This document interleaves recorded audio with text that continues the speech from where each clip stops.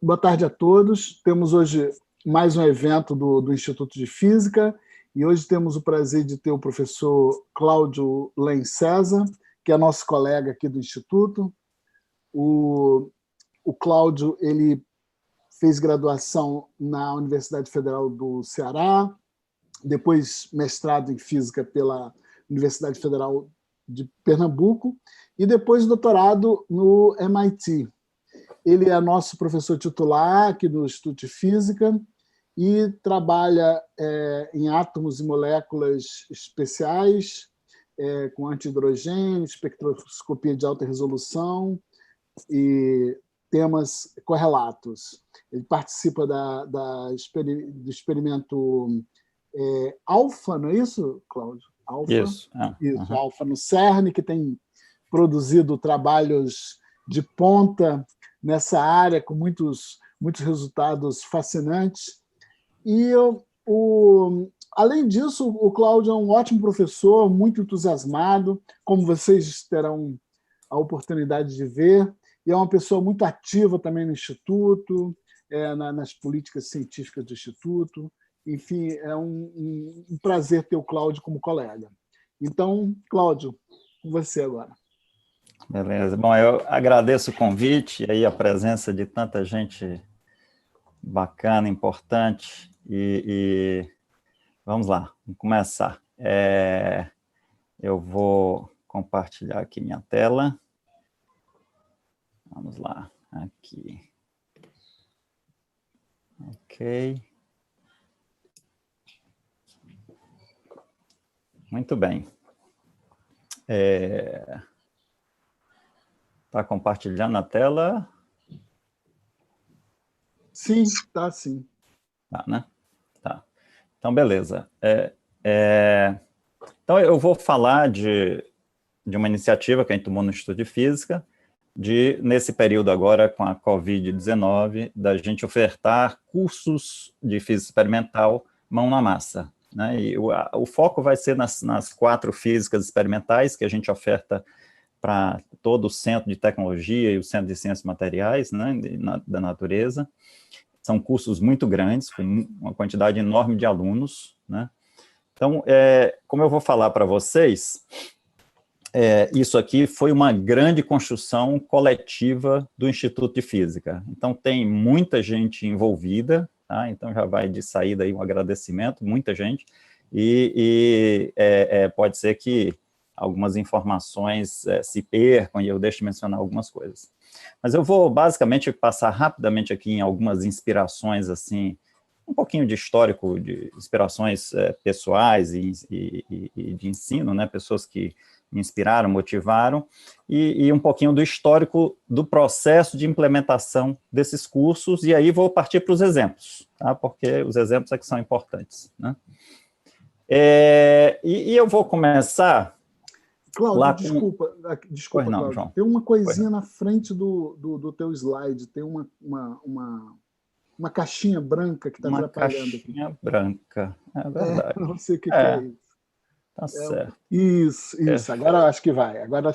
Obrigado. Agora vai, né? Tá bom, perfeito. Agora eu tenho que tirar a tela aqui que está me atrapalhando, é a do Zoom. Você pode afastar um pouquinho ela, pega pelo cursor e afasta um pouquinho. Isso, se eu conseguisse ver o cursor, aí eu conseguiria. Vamos lá, vamos voltar. Bom, muito bem. De qualquer forma, tem um texto no livro do Einstein chamado Ideas and Opinions, né, onde ele fala um pouco sobre educação. Nesse livro ele fala sobre diversas coisas, são ideias e opiniões dele, e é muito interessante, eu gostaria de compartilhar com vocês, porque é um texto, assim, é um livro quase de cabeceira, né, que eu tenho, mas ele fala de educação, e aí ele começa dizendo que ele não tem muita experiência nessa área, ele não é um estudioso nessa área, tá certo? Mas que não é uma questão meramente científica, né?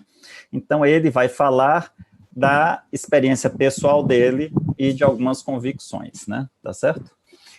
Então eu vou fazer a mesma coisa, eu não sou um especialista em educação, eu vou falar a partir da minha experiência, né, do que eu tenho visto, tá? E esse texto é bacana porque ele fala, por exemplo, será que a escola, né, é um mero instrumento de transferir uma maior quantidade de conhecimento à geração? E ele diz, claro que não, né? O conhecimento é morto e a escola serve aos vivos, né?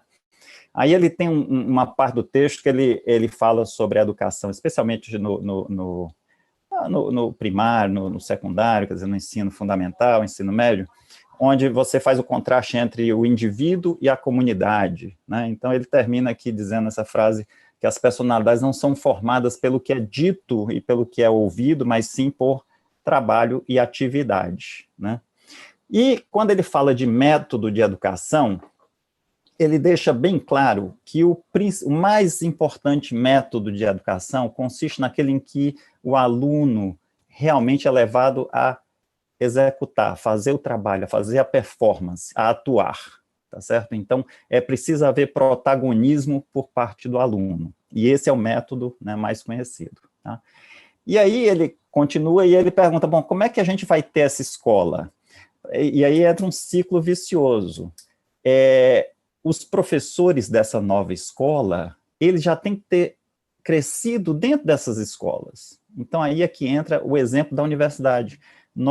O que a gente faz na universidade, o exemplo que a gente dá, dos cursos que a gente dá, esse exemplo passa para os alunos, que depois vão repassar, uma parte dos nossos alunos vai ser professor no ensino médio, e eles vão mais ou menos copiar aquele modelo que eles aprenderam conosco.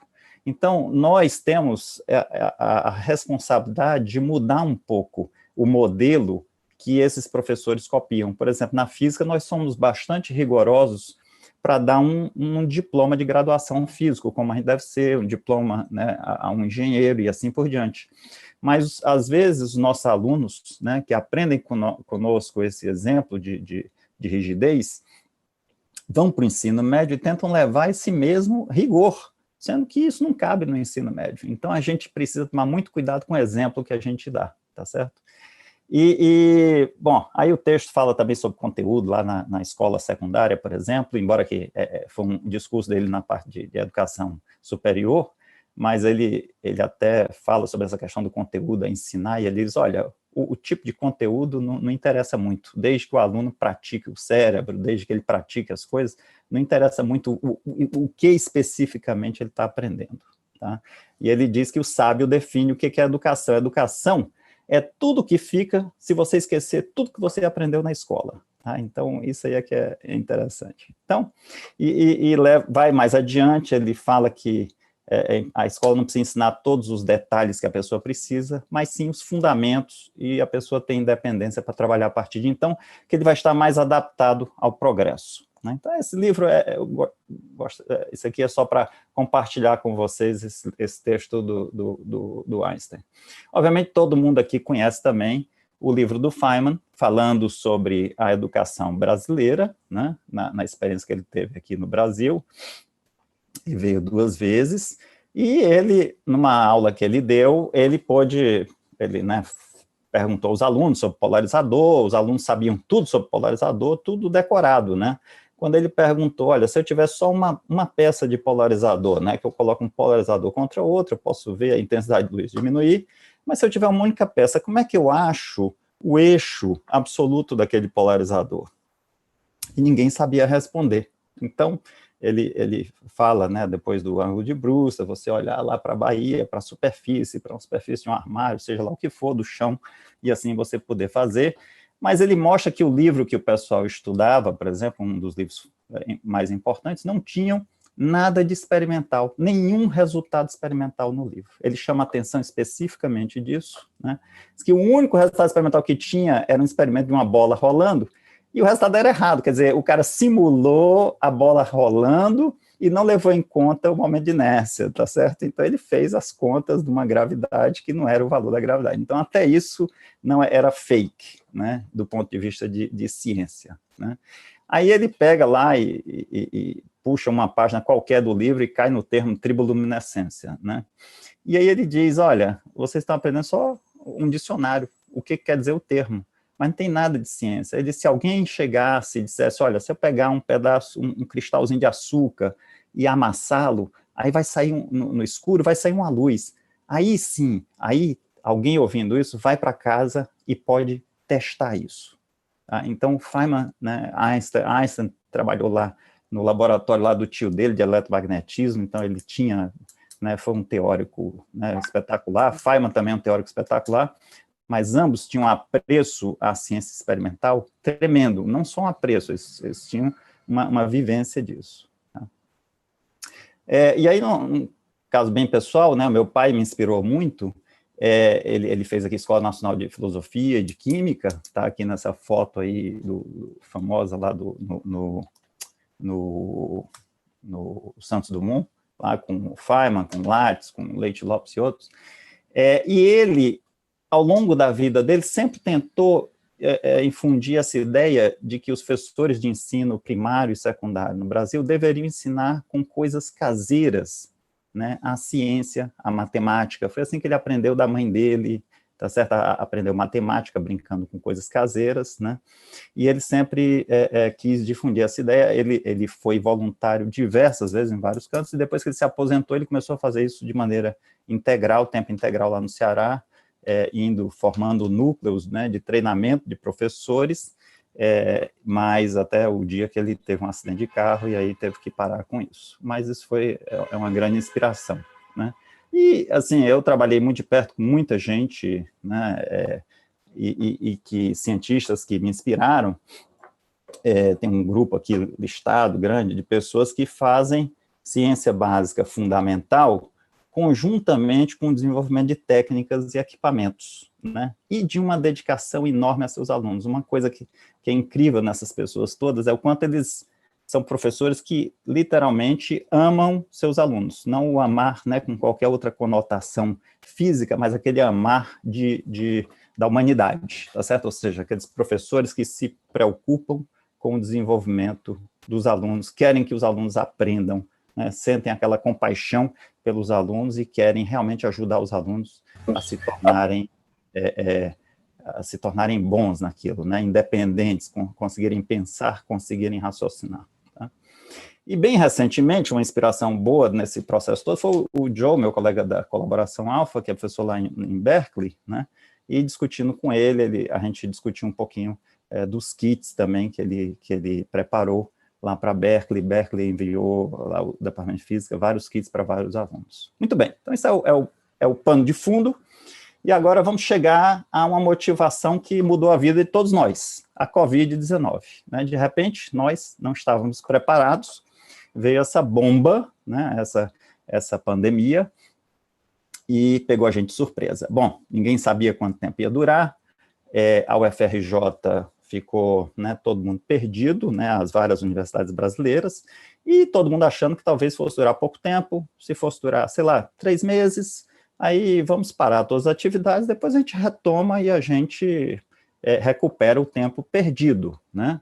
Mas depois ficou muito claro que o tempo poderia ser mais longo, e a gente tinha que agir, né? E algumas universidades e várias outras instituições foram muito rápidas, tá certo? Teve gente que mudou, assim, de uma semana para outra, começou o curso online, fez coisas, e a gente ficou numas discussões, né, longas, tá? Bom, eu levei a proposta, a Belita, da gente fazer uns cursos experimentais baseados em kits, onde a gente faria uma parte dos cursos com kits de coisas caseiras e outra parte com kits que a gente iria montar, né? E logo no começo a gente não sabia quanto custaria os kits, a gente não sabia um monte de coisa, então era um monte de desconhecido. E eu quero dizer que a Belita, né, ela encampou a proposta completamente, ela me deu carta branca, isso foi fundamental para eu juntar os grupos, discutir com o pessoal e levar adiante o projeto, tá? Me nomeou para um grupo de trabalho com essa questão da pandemia, que foi criado no CCMN, que é liderado pela Cássia, que é a decana, que está sendo um grupo muito bom e também foi muito útil na discussão desse projeto, tá certo? Então, só para dar um histórico para vocês, no dia 9 de junho, a gente teve uma reunião com os vários grupos das disciplinas experimentais do Instituto de Física. Na época, a gente ainda estava discutindo, né, um pouco estava discutindo se voltava a atividade, se não voltava a atividade, eu acabei fazendo, né, escrevi um argumento docente, tá certo, para a gente, né, tinham 4 argumentos, um deles é o social, que a sociedade ia nos cobrar se a gente deixar de formar os profissionais, né, o outro argumento, e que se a gente não continuasse a aula porque 20% dos alunos não poderia atender, não poderia participar, nós estaríamos cometendo um erro de 100% e não de 20%, né? Embora a gente devesse diminuir esse erro. E o argumento docente, ele é extremamente importante naquelas palavras do Einstein e do Feynman também. Se a gente não der um exemplo de adaptação, e sim o de paralisia, né, diante de uma situação inusitada, tá certo, extrema, isso seria o pior exemplo docente de vida que nós poderíamos oferecer aos nossos estudantes.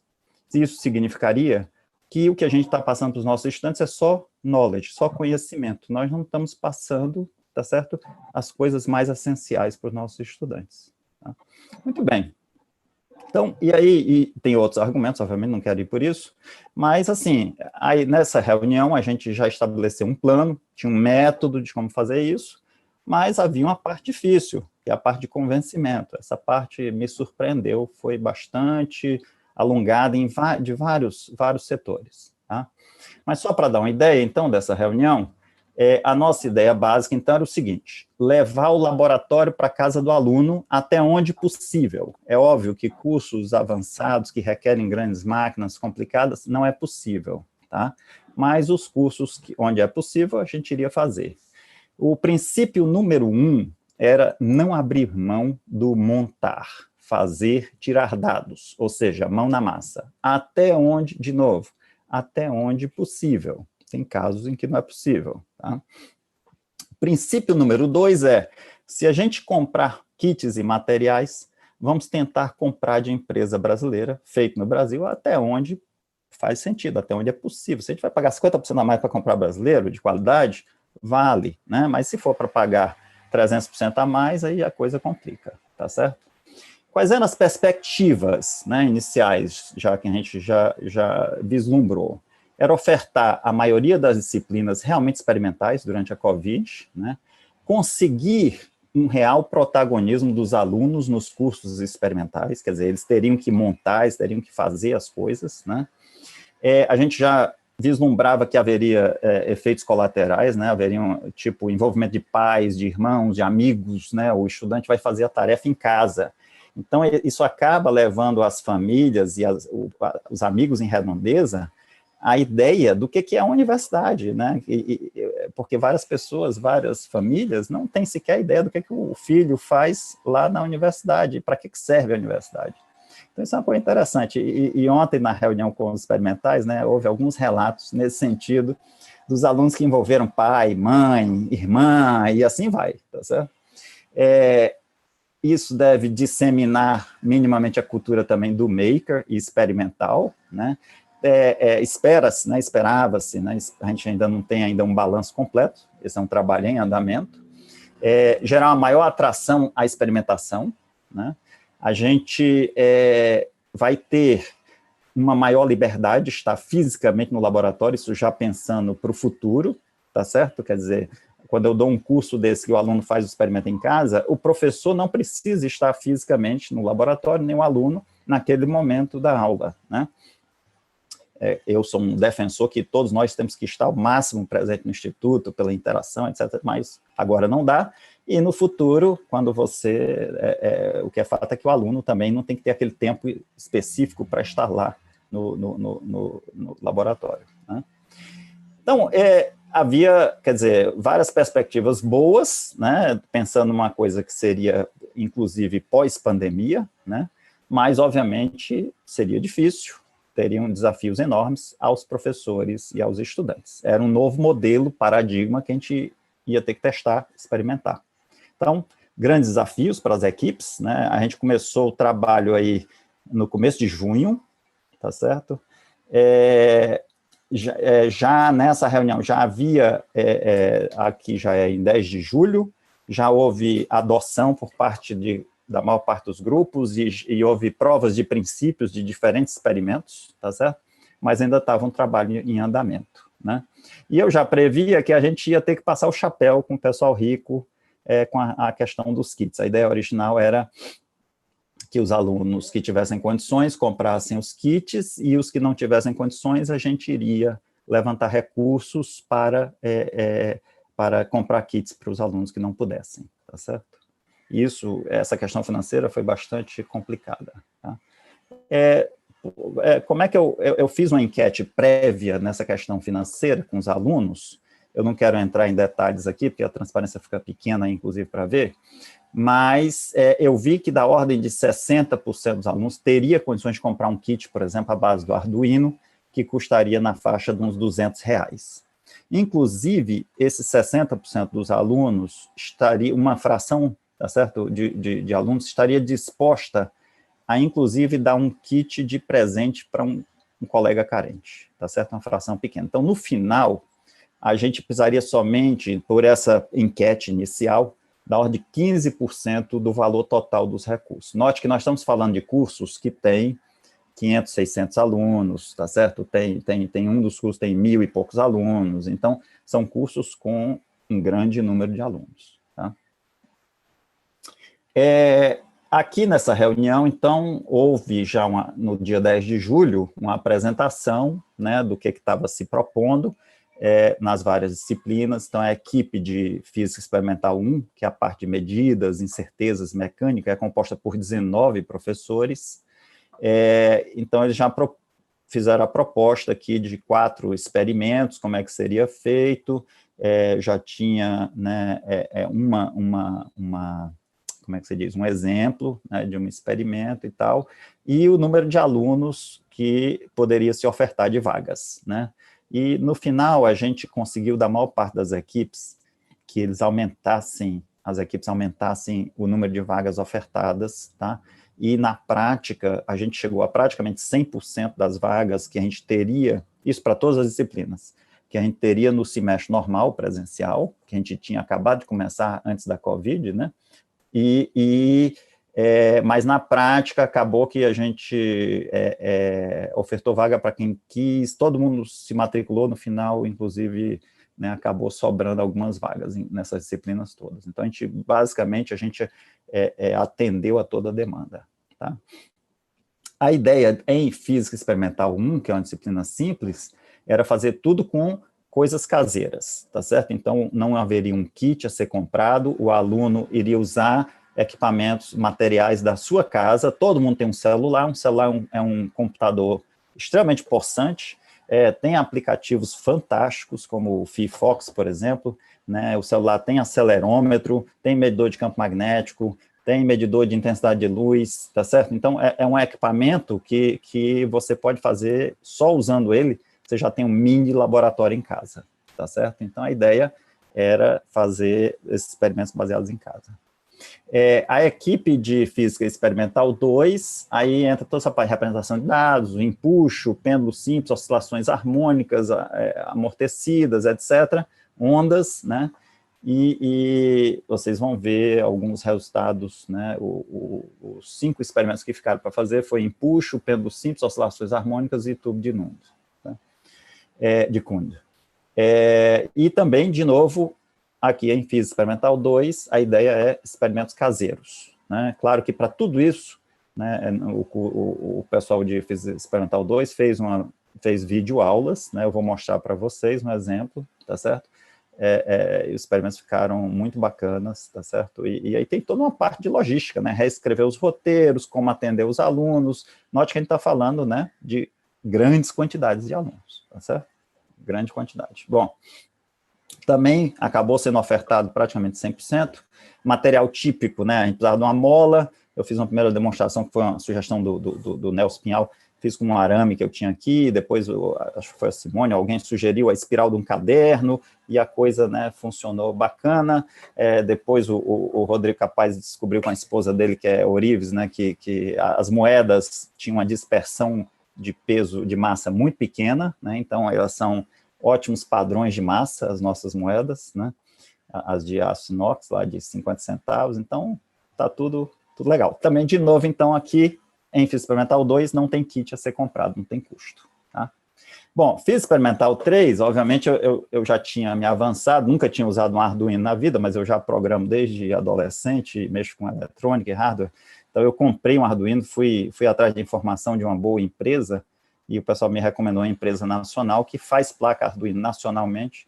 Então eu comprei kits do Arduino, comprei o resto do material e fui começar. O grande desafio aqui era com um kit Arduino Uno, que é um microcontroladorzinho mais barato, né, desses que se vende, que é um projeto aberto, né, um projeto de hardware, e tem toda a comunidade de software que é aberto. O grande desafio era conseguir um osciloscópio com a banda de frequência alta, para você poder ver por constante tempo no circuito LR, por exemplo. E para eu espetar um indutor num protoboard, vai ser um indutor pequenininho.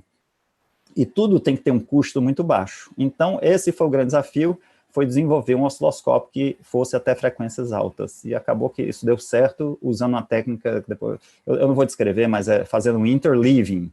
Então, ele demora lá seus 15 microsegundos para fazer a conversão digital para analógico para digital, mas aí eu começo em tempos defasados e eu consigo 5 medidas, por exemplo, nesses 15 microsegundos, e aí eu vou para uma distância entre aquisições da ordem de 3 microsegundos, o que me deixa ver ondas com uma fidelidade muito boa, indo para 30, 40 kHz. Tá? Então, dava para fazer todas as práticas que a gente fazia nesse curso de circuitos elétricos, Física Experimental 3, né, que usava geradores de osciloscópios, tá certo? A base do Arduino Uno.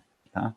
Esse curso, ele tem um diferencial com os outros, que assim, existem ferramentas de simulação para circuitos elétricos muito boas. Então, por exemplo, está aqui uma imagem aí de uma simulação no Tinkercad, que é uma ferramenta da Autodesk, que funciona muito legal. O aluno tem que montar o circuito, tem que conectar os fios, tá certo? Então, por isso, esse curso foi oferecido em 2 versões. Ele foi oferecido na versão de videoaula e simulação, né? E foi oferecido na versão Arduino com turma piloto. Por quê? Porque a gente não tinha garantia de que o gerador de onda senoidal, eu fiz uma compra na China, para a gente ter bastante aqui, mas não era suficiente, porque eu não queria que parasse na receita, então, aquela coisa toda. Então, acabou que a gente não tinha grandes quantidades de sintetizador de onda senoidal, e aí a gente não queria ofertar uma turma muito grande, e havia uma certa resistência também de repente, ofertar a turma toda baseada no Arduino. Então, no final, nós ofertamos somente 6 turmas de Arduino, tá certo? E as outras turmas nesse esquema de videoaula e simulação, tá? Mas a ideia, a gente conseguiu ofertar também vaga para quem necessitou, e a ideia, então, foi, eu vou mostrar para vocês, né, os detalhes depois, tá? Opa. Entrou minha voz aqui. Alô?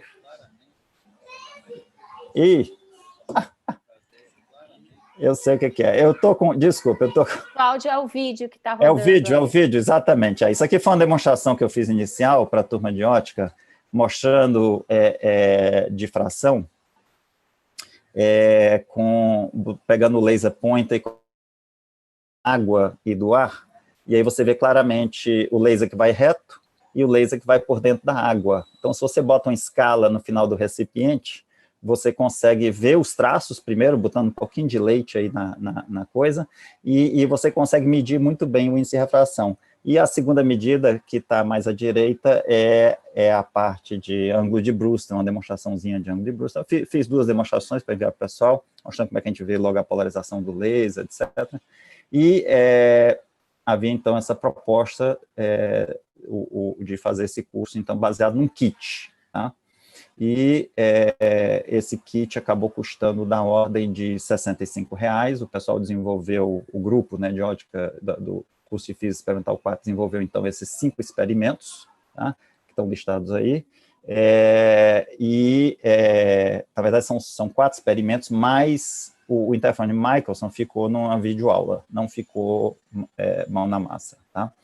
E o custo estimado do kit dá ordem de R$65. E houve toda uma polêmica com relação a essa questão financeira, Mas no final a gente conseguiu um doador da Poli, depois eu vou mostrar os agradecimentos, né, da COP, que doou todos os kits para todos os alunos, tá certo?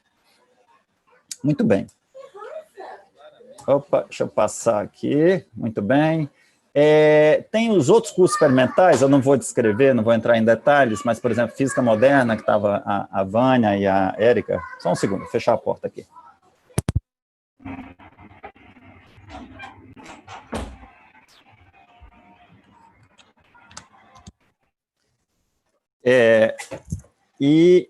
Alô? Todo mundo ouvindo, né?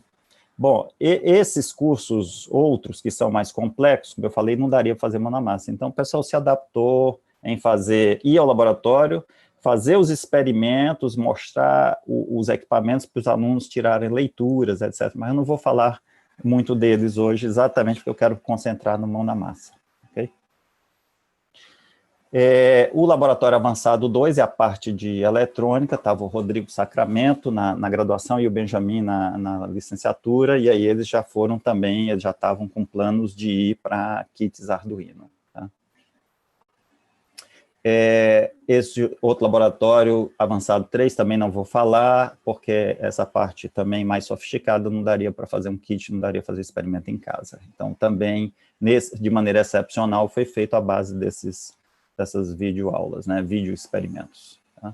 Muito bem, então agora eu vou começar a falar dos exemplos, para começar o exemplo de Física Experimental 1, então eles fecharam em quatro experimentos, sendo que um deles era uma análise de dados de vídeo, né, determinação do tempo de queda de uma moeda, determinação do volume de uma moeda, propagação de incerteza. Aqui, essa parte de propagação de incerteza, entender incerteza e tal, que é uma parte extremamente importante, né? Movimento de um corpo em queda vertical, determinação da aceleração da queda e comparação com a aceleração da gravidade. Tá? Então, eu não tenho muita mais informação, depois a gente comenta mais detalhes. Muito bem. O curso de FISESP 2 fez um trabalho, assim, realmente excepcional, e o Rodrigo estava nessa equipe, fez toda uma preparação de material prévio, né? Tem um videozinho aqui, eu acho que acaba que eu não vou conseguir passar esse vídeo dessa maneira agora, muito bonito, eu posso depois colocar o link, onde ele faz, por exemplo, demonstração da onda estacionária, né, pela soma das ondas viajantes em direções contrárias, fica, né, muito bonito, a explicação dele está espetacular, tá certo? Também foi oferecido um número muito grande de vagas, né, e ainda não há dados consolidados sobre a permanência dos alunos nesse curso. Tá? Deixa eu passar aqui. Ah, tá aqui. Aqui é o vídeo dele. Instituto de Física da UFRJ, e essa é uma videoaula sobre a quinta e última prática, um valor que a gente conhece da velocidade do som no ar. Ok? Então, tem ali o videozinho, tá certo, da parte da onda estacionária, que está espetacular. Tá? Muito bem, vamos lá. Eu vou agora mostrar exemplos aqui do curso de FISESP 2. Então, tinha essas cinco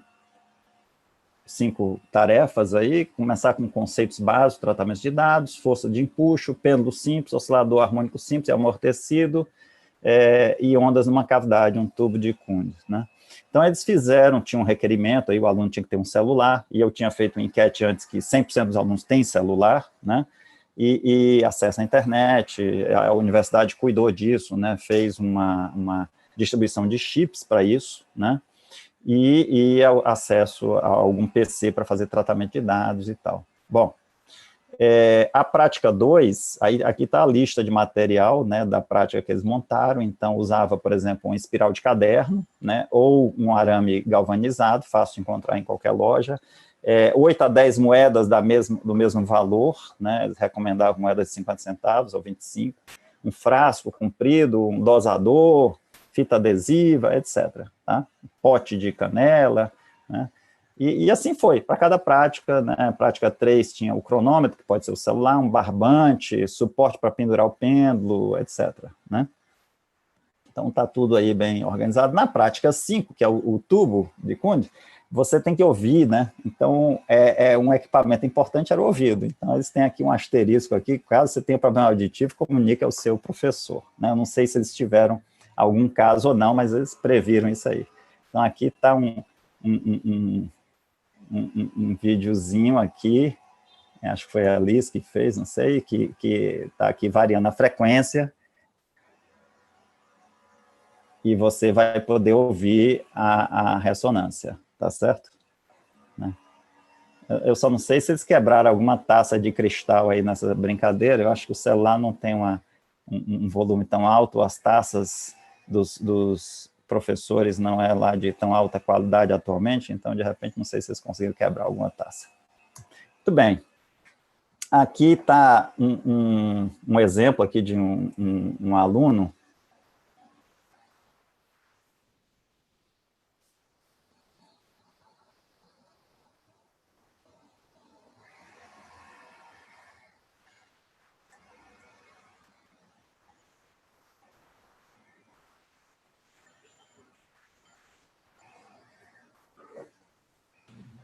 Cláudio, eu acho que eu não está dando para ouvir o som dos vídeos.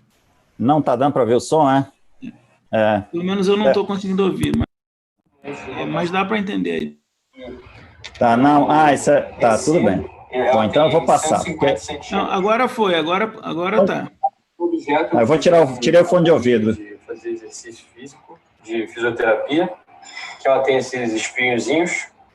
Aproveitando só para comentar, Cláudio, a gente pediu para os alunos mandarem um vídeo, né, para mostrar que de fato eles estavam fazendo experimento. Podia mandar o vídeo ou então. Mas ela é mais ou menos do tamanho do limão, como o professor falou que era o ideal. E em relação ao tamanho do fio, não é um problema considerável, porque eu comecei em 150, então foi um valor muito grande. Então a razão entre o delta e o L é imperceptível. Para fazer a medição, eu utilizei um cronômetro e para eu ir mudando o valor de L, eu utilizei uma fita durex que eu colei na parede. É isso aí. Legal. Bom, aqui está um segundo exemplo, que é quase uma superprodução em termos de vídeo aqui, por essa aluna.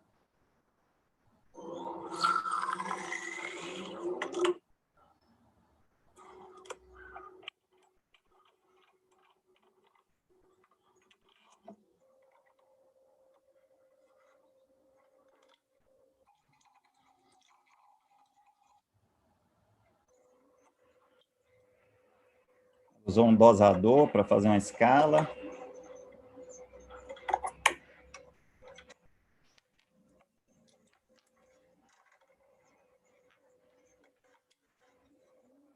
Lembra um pouco os experimentos do Galileu, né? Medindo o próprio pulso para ter o tempo, né, de queda, né?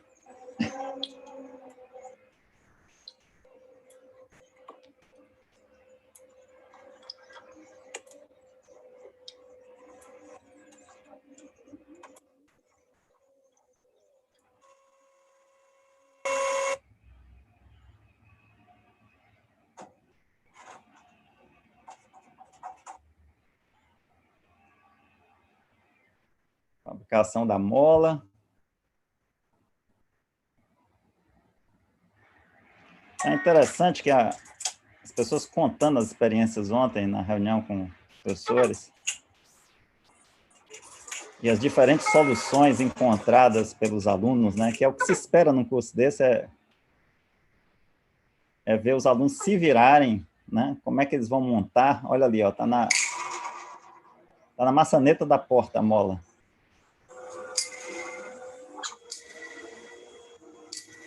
A mola sendo calibrada.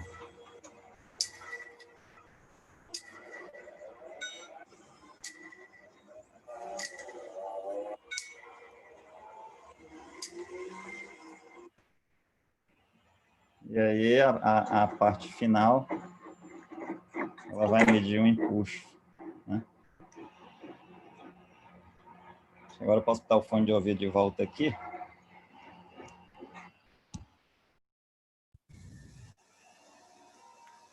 Muito bem. Aí agora, vou descrever rapidamente aqui FISESP 3, na verdade é a equipe onde eu estava, né, envolvido. Nessa equipe de, sei lá, quantos, 10 professores, talvez? 9. A gente fez esquema misto de turmas com o vídeo-aula e com a simulação do Tinkercad, e turmas com o Arduino, onde a prática seria feita, né, na casa dos alunos, e foram 6 turmas piloto, dividido entre 4 professores, para a gente ter um bom sampling de como é que as coisas funcionam com diferentes professores. Como eu falei, esse curso é especial porque a ferramenta de simulação é muito boa, né? Então você garante minimamente que o aluno consegue montar um circuito, tá certo? Sem o Tinkercad, dá para a gente ver isso nos relatórios, eu estou dando aula nos 2 cursos, dá para ver nos relatórios que sem o Tinkercad os alunos podem acertar tudo no relatório normal, padrão, que só pergunta, né, aquelas coisas que dependem das fórmulas, etc., mas ele não consegue, às vezes, montar um circuito. Então, tem todo um processo de aprendizado. Isso a gente vê no curso presencial também. Aqui tem uma tabela com números aí, de alunos, de turmas que a gente ofertou, mas não é muito interessante discutir isso. Mas foi um número grande, né, foram 68 vagas com o curso de Arduino, e 300 e tantas vagas no curso de videoaula, tá certo? E no final a gente está aí com a participação atual, de 280 alunos do total de 340, né, aqui. Muito bem. E aqui, não só esse processo foi uma construção, né, de todo o Instituto de Física, com essas várias equipes, né, quanto as pessoas se envolveram também com a sua carteira, com o seu dinheiro, né? Então, os kits Arduinos custavam da ordem de R$200 cada kit, e metade dos alunos, mais ou menos de acordo com aquela enquete que eu tinha feito, realmente metade comprou ou já tinha Arduino, já tinha equipamento, e aí só comprou o que faltava para completar o kit. E a outra metade a gente passou uma vaquinha no Instituto de Física, e foi impressionante a resposta dos colegas, tá certo? Quão rápido a gente conseguiu chegar à cota que a gente precisava. Então, nós compramos 36 kits Arduinos, tá certo? Com recursos de vários professores do Instituto de Física, tá? E a ideia, então, com o curso Arduino era cobrir todo o conteúdo do curso normal que a gente dava em laboratório. Então, eu vou descrever cada um aqui. A gente vai fazer lei de Ohm, lei de Kirchhoff, fazer transiente em circuito RC, RL, RLC. Depois a gente vai fazer a parte de onda senoidal com circuitos RC e RLC, né? Fazer filtro e tudo mais, tá? Então, vou descrever aqui, mostrando para vocês, eu peguei um exemplo de cada aluno, tá? Esses são alunos da minha turma. Então, aqui tem uma aluna que fez aqui o experimento de lei de Ohm. Foi interessante essa aluna, porque logo no começo, para fazer a montagem, vocês estão vendo aqui a carinha aqui do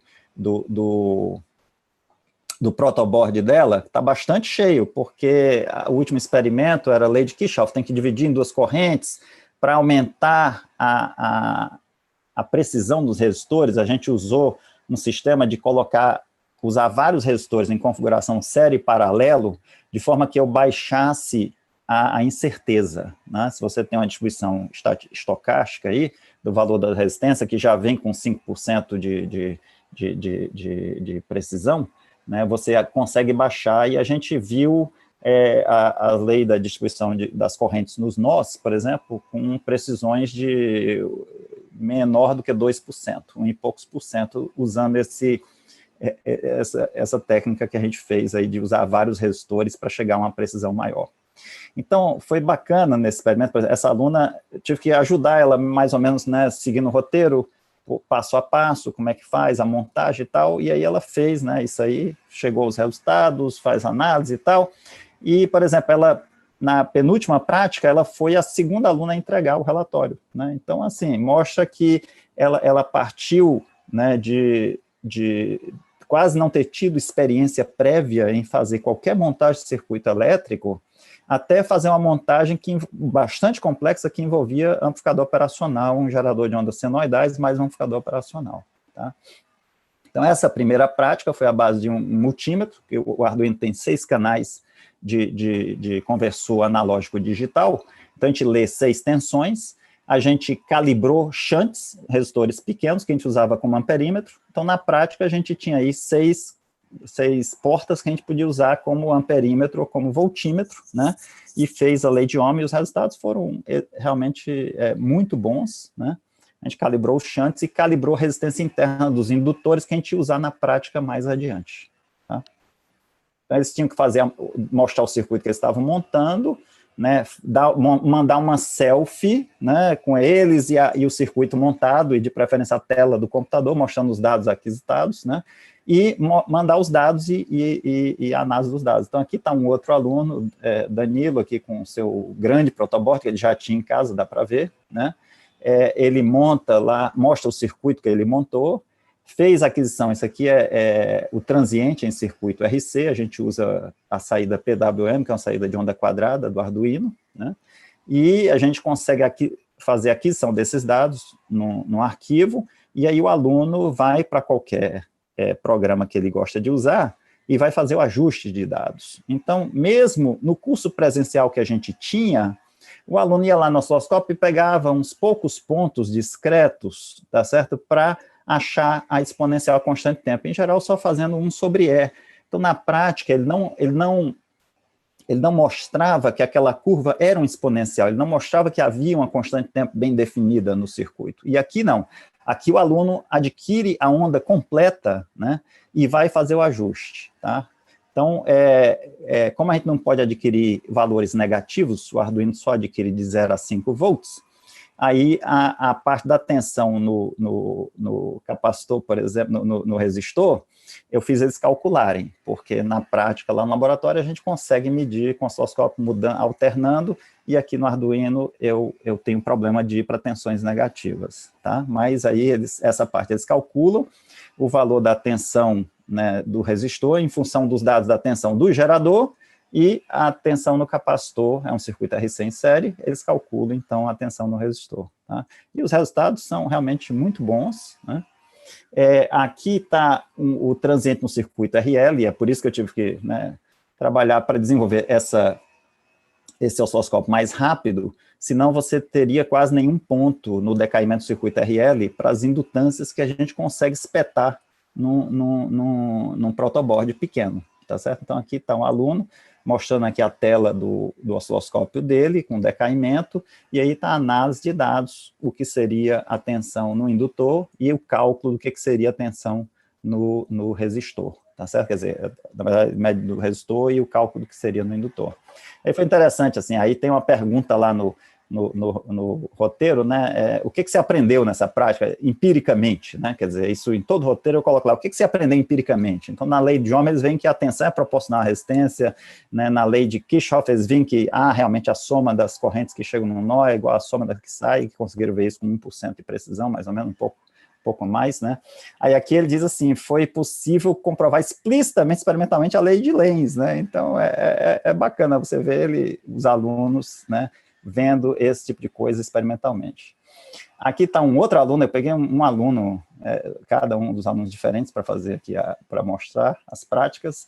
Esse é o circuito RLC, também com onda quadrada, né? Aqui eu tive que fazer um truquezinho para a gente poder ver a onda de 0 a 5 volts, bota um divisor de tensão, um bias para caber dentro do 0 a 5 volts. Então, os valores não bateram corretamente, porque a gente não leva em conta o cálculo dessas resistências do bias, né? Mas você vê, o aluno fez aqui, eram 3, no RC eram várias configurações diferentes, aqui no RL eram 3 configurações diferentes no RLC, onde eles vão sair de um regime com baixa dissipação, com bastante oscilação, para um regime criticamente amortecido, né? E o bacana, se vocês perceberam, para quem tem, né, a visão aí de raio-x, viu aí que os alunos estão usando, esse daqui está usando o Matemática, o programa Matemática para fazer o ajuste. Os alunos eram livres, eles podiam fazer o ajuste em qualquer programa, tá? O outro também, um dos anteriores também usava matemática. E o que eu vi é que atualmente metade dos meus alunos partiu para matemática. A gente tem uma licença na universidade, tá certo? E isso vai dar um ganho, só isso vai ser um ganho, assim, extraordinário na carreira desses alunos, tá certo?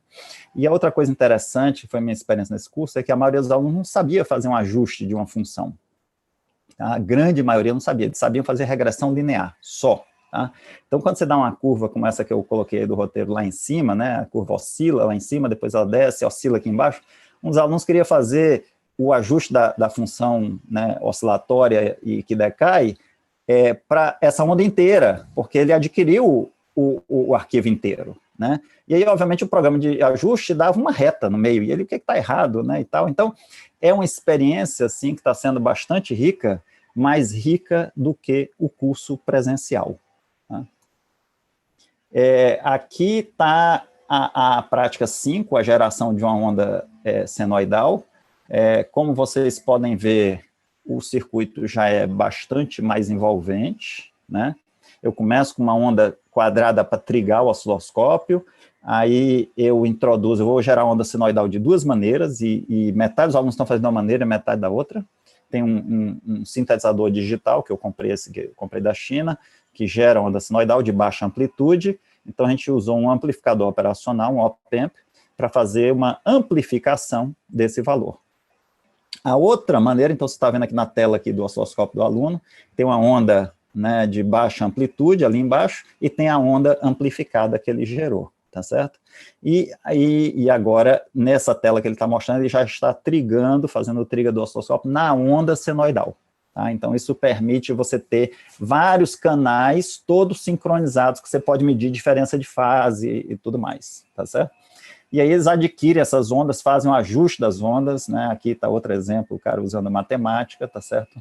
E aí você consegue obter facilmente, com alta precisão, a diferença de fase entre ondas, tá certo? Mas vocês veem que é um circuito já bem sofisticado, muito mais sofisticado do que o que a gente fazia no curso presencial, tá certo?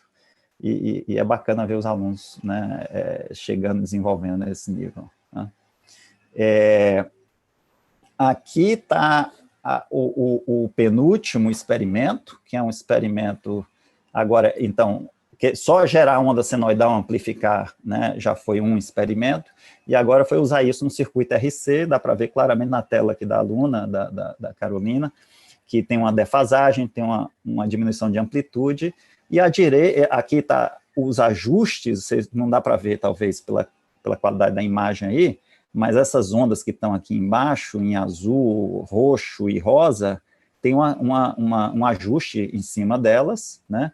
E aí ela pega e faz os diagramas de Bode de ganho, né? A função transferência, está lá à direita, lá em cima está o diagrama de Bode de ganho, do circuito RC, ou seja, é um filtro passa baixa, a gente usa um resistor e o capacitor, e está pegando atenção no capacitor, a gente usa um filtro passa baixa, e eles calculam o que seria a tensão no resistor, e daí sai o gráfico que ela fez do filtro passa alta, que seria se eu invertesse a ordem, né?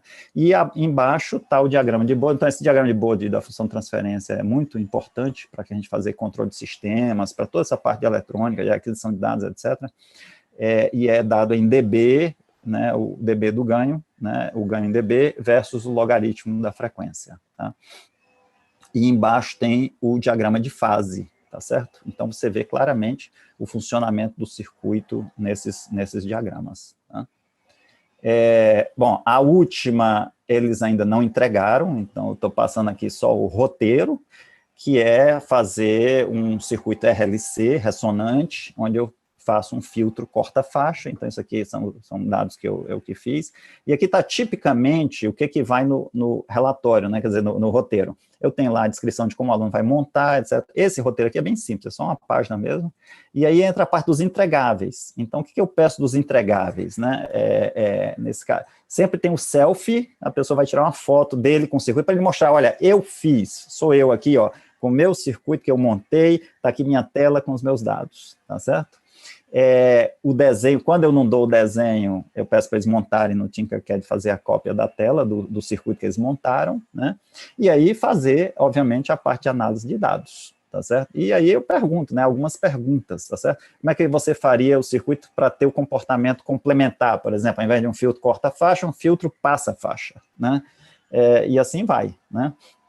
O que esse circuito vai de encontro que você espera do comportamento de um capacitor indutor nos limites de baixas e altas frequências, etc. Então, eu acho que eu vou ter que correr, eu estou indo devagar, mas assim, a experiência nesse curso foi que a montagem dos experimentos foi muito mais complexa e avançada do que no curso presencial, e está sendo feito com sucesso pelos alunos.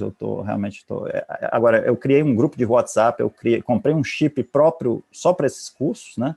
Então eu tiro dúvida dos alunos, às vezes à noite, sábado, domingo, me vem dúvida 11h30 da noite. Claro, eu não sou obrigado a responder imediatamente, tá?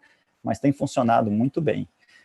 Os desafios para o próximo semestre, eu quero colocar mais uma prática, que seria de fazer somador, subtrator, integrador e derivador, e fazer isso tudo podendo ser feito só do celular, fazer um aplicativo para Android para fazer o osciloscópio. Atualmente o osciloscópio funciona só no computador. Muito bem, agora eu vou passar para Física 4, Física Experimental 4, que é a parte de ótica, né? O grupo está escrito ali em cima, um grupo de 4 professores, né? E que fez um trabalho muito bacana, tá? Também ofertou muitas vagas, né? Então, eles desenvolveram lá o kit necessário para fazer os experimentos de ótica, à base de um laser pointer e de lupas, né? E lâminas de microscópio para fazer um prisma, etc., né? E a gente conseguiu, quero agradecer aí a Gabriela e a Adriana, da metalurgia e materiais, e o Rodrigo Capaz por ter nos levado até eles e sensibilizado elas, né? E elas doaram os recursos para comprar todos os kits, tá? Então, aí está a imagem dos kits. E aqui está uma imagem das realizações dos alunos, né? Eles, no roteiro, propõem alguma coisa e os alunos fazem outras, né? Então, você vê aqui, está ali o microscópio, aqui à esquerda, em cima. À direita, em cima, se vocês olharem com cuidado na saída desse laser, que é a saídazinha aqui de baixo, tá? Esse buraco de baixo, tem 2 fiozinhos passando aqui embaixo. Essa é a fenda dupla, né, que no roteiro eles tinham proposto uma coisa com fitas isolantes, com 2 fios de cabelo e tal, e aí o aluno vai e coloca direto no laser, né? Então, é muito bacana ver como os alunos criaram suas soluções a partir das propostas, né? Aqui tem outras imagens aqui dos experimentos, essa aqui, por exemplo, aqui de baixo à esquerda, né, dá para ver aqui a difração de fenda dupla de uma maneira espetacular, né, como ele projetou lá e tirou medidas quantitativas dessa difração, né. E essa última direita aí, eu perguntei ao François o que era isso aí, é uma prática que não foi pedido, mas o aluno fez, ele fez uma interferência constitutiva de reflexão de luz branca, né, usando o CD também, que eles usavam como rede de difração, né, um CD que eles decapavam para usar como rede de difração. Então, assim, aí os alunos vão, né, se interessando por fazer coisas diferentes. Então, ficou muito bacana isso aí. Finalmente, eu vou passar rapidamente aqui pelo Laboratório Avançado 2, que não é bem FISESP, é ofertado só para os alunos da Física, né, e esses são as transparências dos alunos do Rodrigo, onde eles fizeram também a base de Arduino, várias medidas. Então, por exemplo, a medida da capacidade térmica de água, por exemplo, usando um sensor e medindo lá a temperatura, né? E eu vou passar aqui rapidamente. Aí tem medições de diodos e transistores, você vê as curvas VI aí, ou IV de semicondutores, né? Depois, usando o comprimento de onda dos diferentes LEDs, né, dá para você fazer medida de constante de Planck, se for dado a você os comprimentos de onda daqueles elementos, né? Então, são medidas bonitas, e aí vários circuitos com amplificadores operacionais e um pouco de eletrônica digital. Bom, então eu parto para as conclusões e perspectivas. Eu acho que, em retrospecto, a gente fez o óbvio. Era óbvio que na Covid a gente tinha que ter feito isso, tá certo? E o correto de ir para a mão na massa. É óbvio porque a Covid não deixava outra alternativa, era proibido dar aula no laboratório, ainda é, e para o próximo semestre ainda vai ser na universidade proibido, então não tem outra alternativa, né? A gente sempre subestimou a duração dessa coisa, né? No entanto, não é um óbvio tão óbvio porque a gente não viu isso difundido no Brasil e no mundo, não foram tantos casos que fizeram assim, então é uma coisa bacana que a gente conseguiu fazer aqui, né?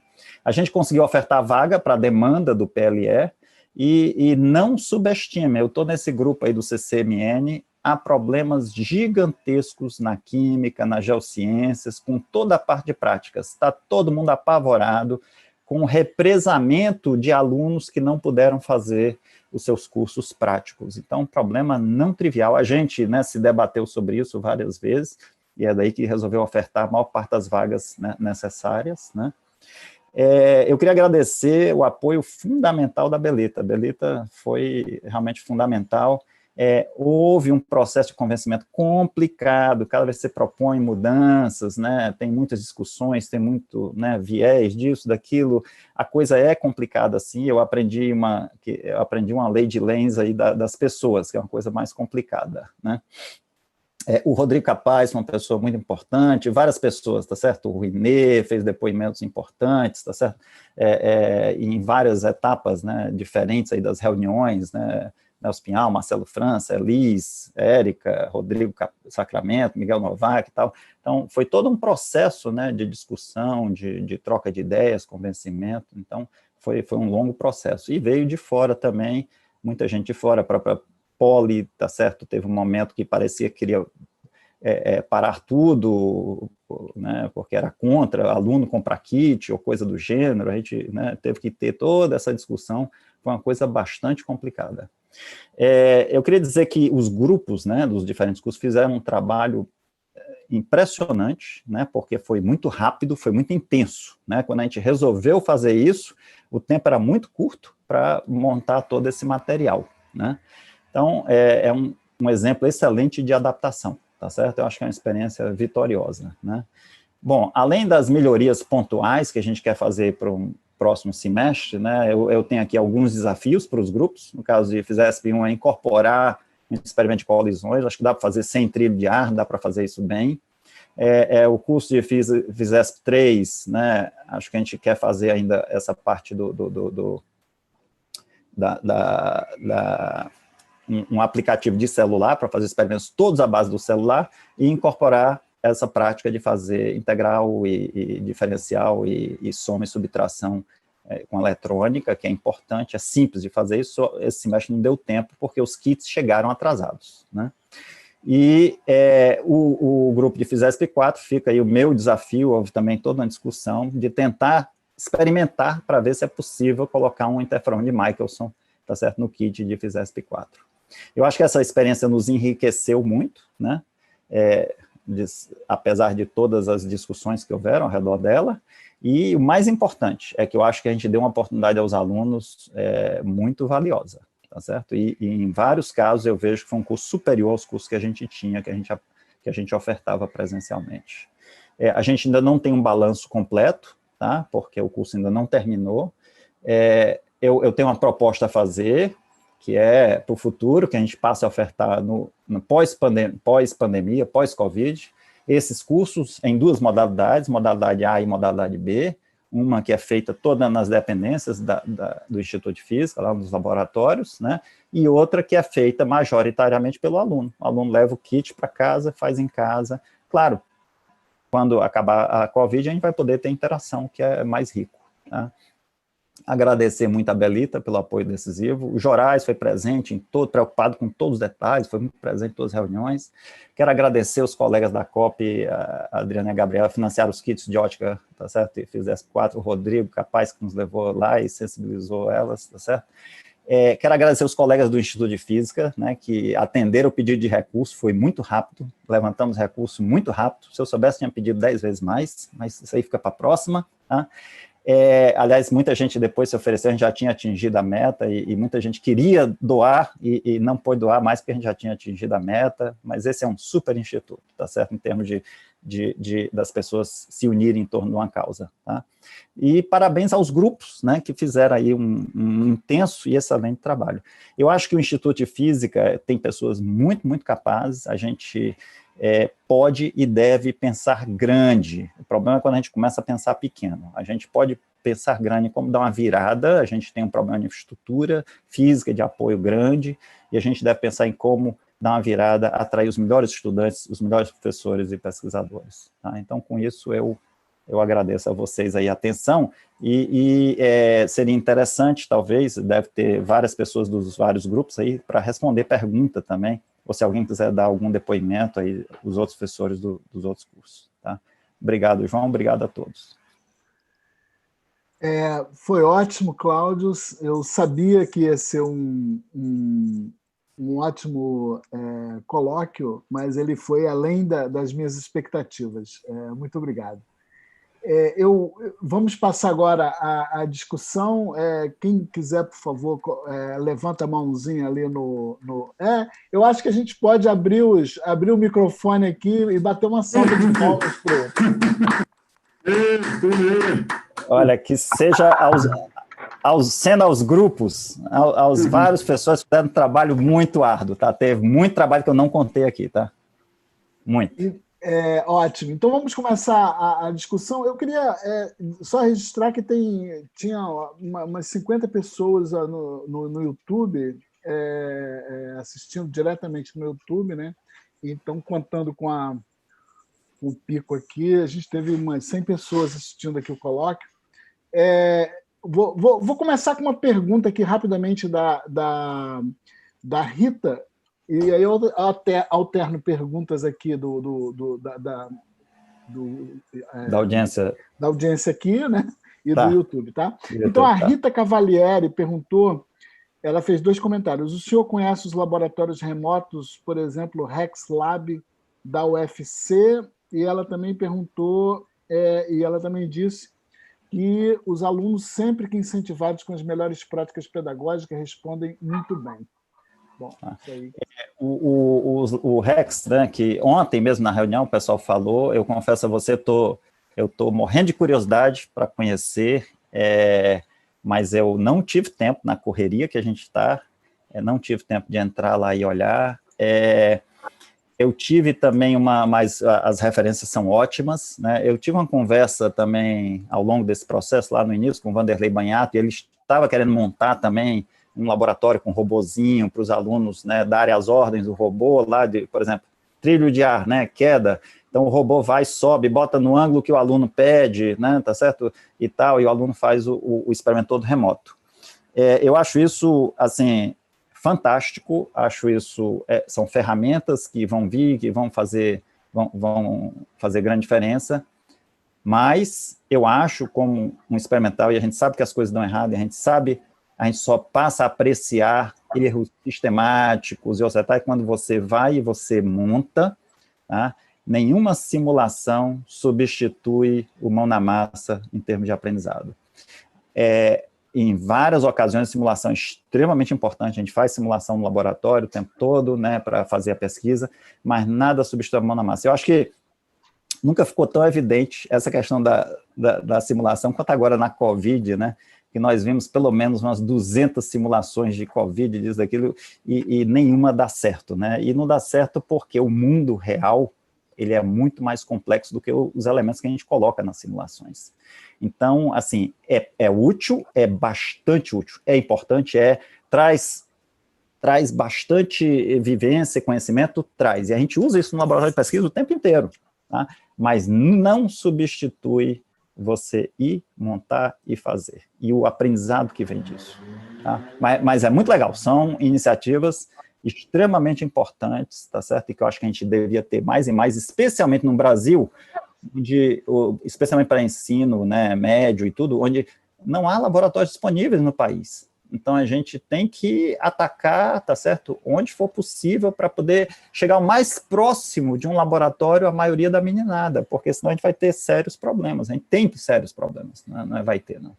Ô, Cláudio, e antes de eu passar o microfone para a Belita, Eu queria só registrar que a nossa decana, a Cássia, mandou um recado pelo YouTube dizendo que foi muito bom a sua apresentação e que as aulas experimentais de campo são importantíssimas para os cursos do CCNN e o não oferecimento dessas disciplinas pode causar um impacto imenso na periodização dos estudantes. Aquele comentário que você tinha feito. Em plena pandemia, precisamos encontrar alternativas para esse desafio. Então, essa é a nossa decana. Obrigado, Cássia. Aliás, a Cássia deu um apoio enorme. Esse grupo aí foi importante para resolver a questão financeira, até aquele problema, né, ideológico do aluno comprar ou não. Eu coloquei o problema no grupo e os representantes estudantis, junto com a Cássia e outros professores, me ajudaram a resolver o problema de maneira mais simples possível, tá certo? Então, foi extremamente importante esse grupo, e a Cássia e a Belita também se ofereceram para comprar os kits de maneira institucional. Infelizmente, a gente sabe que as compras institucionais são sempre mais complicadas e demoradas. Então, foi aí que o Instituto entrou, né, com o negócio da vaquinha, e os professores entraram rapidamente para nos dar os recursos para a gente comprar os kits e ter o curso começando. Tá? Muito obrigado. Então, Belita, por favor. Belita, tem que ligar seu som. Tá desligado o microfone. O meu papel nesse processo foi simplesmente identificar uma pessoa que seria capaz de fazer o que queria fazer, o que fez. Na verdade, essa carta branca tem um significado de que eu realmente não tinha nada a contribuir, exceto financeiramente. E o Cláudio realmente convenceu quando ele falou dos kits, o pega lá dos alunos, isso tinha que ser feito. Então, eu dei os meios para isso ser feito, mas eu, propriamente, não botei a mão na massa. Eu, assim, dado sorte, as pessoas que são responsáveis por setores do Instituto sempre são os colóquios, que são fantásticos, a pós-graduação, que está fantástica, a graduação, que está fantástica. Todos os responsáveis e coordenadores pelos setores do Instituto estão tendo um desempenho fantástico. Eu nunca vi uma equipe tão dedicada às suas específicas funções. Então, o Rodrigo também está em o Rodrigo não tem função porque ele é transversal. Então, eu queria parabenizar o Cláudio novamente. O único mérito meu foi identificar que você seria capaz de realizar esse trabalho. E eu tenho uma pergunta específica que eu botei aí no chat, que é saber se esses alunos, quer dizer, e o outro lado da moeda, tem alunos que não estão conseguindo desempenho, e eles são da física ou são da engenharia? Você sabe identificar de onde eles são? A gente ainda... Obrigado, Belita, aí, pelas suas palavras. A gente ainda não conseguiu fazer um balanço, né? A gente vai ter no final do semestre um bom balanço disso, a gente consegue sentir. O que a gente viu é que ontem aqui, nos vários cursos, por exemplo, o curso de FISESP 3, que tem a parte do vídeo-aula e simulação, e tem a parte do Arduino, né? O número de alunos que abandonou foi mais ou menos parecida, a fração que abandonou o curso, né? A gente teve um problema de matrícula muito complicada, teve uma matrícula que veio atrasada, e aí vários alunos entraram nas turmas atrasados, e no meu caso, por exemplo, das minhas turmas, todos esses que entraram atrasados, quase 100%, nunca vieram a nenhuma aula. Eles conseguiram a vaga depois do período e nunca vieram à aula, tá certo? Então, a gente está com taxas de manutenção, Belita, na faixa de 70%. Eu não sei ainda se isso é diferente dos cursos teóricos.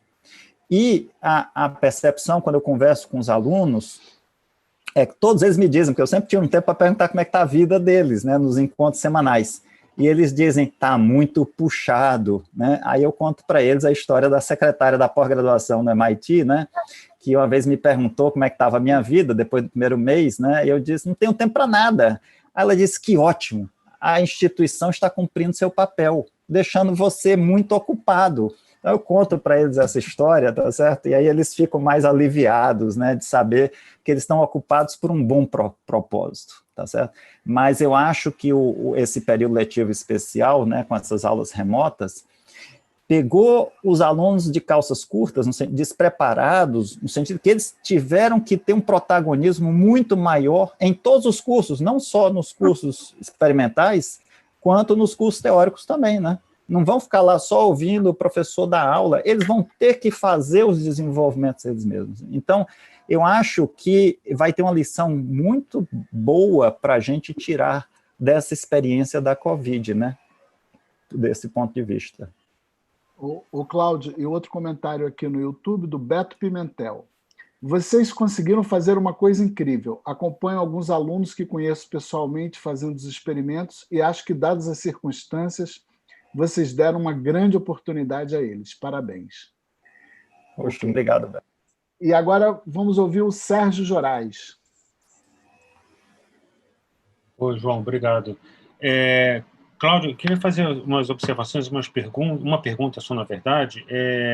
A observação, primeiro, é que você falou lá das disciplinas, né, que no futuro, quando a gente puder dar aula presencial, a gente pode oferecer essa opção remota, né? A gente pode fazer alguma coisa parecida com o que a gente já faz em física teórica, né, que são as turmas semipresenciais, né? O aluno não precisa abrir uma outra disciplina com outro código, né? A gente abre essas turmas específicas dizendo que seriam remotas e o aluno já sabe na hora da inscrição que tem turma remota e que tem turma presencial, e aí ele escolhe, né? Isso pode realmente ajudar bastante a desafogar um pouco, a abrir turma que não vai ocupar a sala e, portanto, já tem mais horário para a gente, né? Então, isso no futuro está anotado, né, para a gente fazer, né? Eu anotei também sobre o Rex Labs, eu assisti só uma conferência que eles deram, né? E tem um site também que pode olhar no YouTube, também é fácil achar a palestra.